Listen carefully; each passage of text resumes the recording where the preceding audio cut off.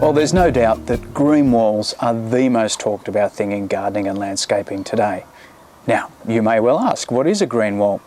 The simplest way to think about it is that it's a traditional horizontal garden given some high-tech help to go vertical.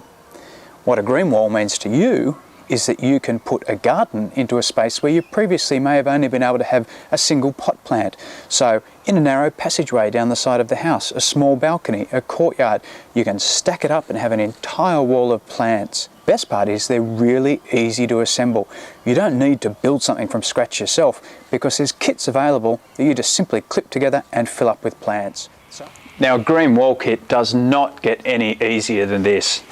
A front panel, a back panel,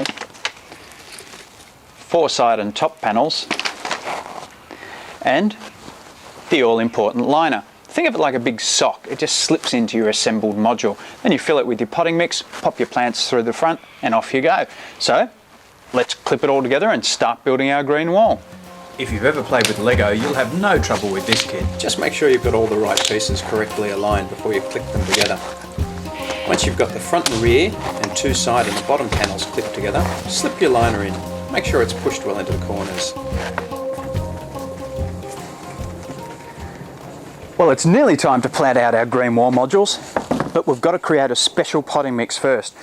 I'm going to blend a 50-50 of quality potting mix and orchid bark. Now, if you're going to use a bark, make sure it's a composted orchid bark. The reason I'm doing this is it makes the whole mix a little bit lighter and it makes sure I've got really good drainage because the plants I'm using are ones that are going to need good drainage.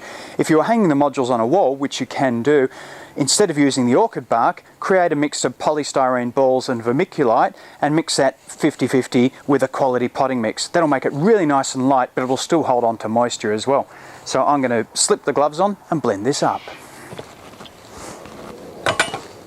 I've finished blending my mix through now. I used 2 bags of quality potting mix and 1 bag of orchid bark.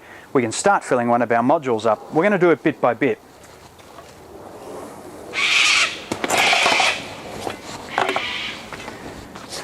Now, don't you laugh at my tiny little shovel. It's perfect for jobs like this where you need a good scoop, but you don't want a long-handled tool.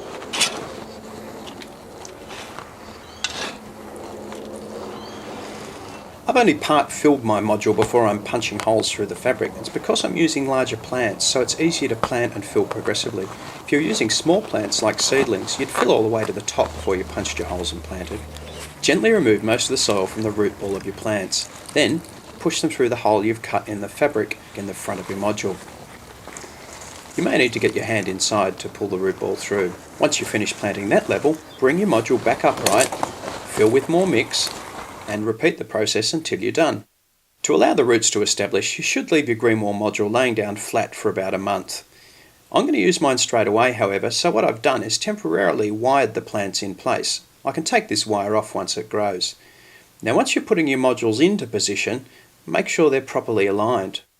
I've stacked mine up, but you could easily use these modules side by side, and you'll notice I've left the top panel off my top module.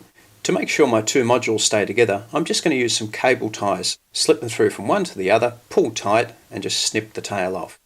Now, I'm going to plant out the top hole. First, a Philodendron Xanadu, and then a couple of Syngoniums on either side. They'll cascade down eventually.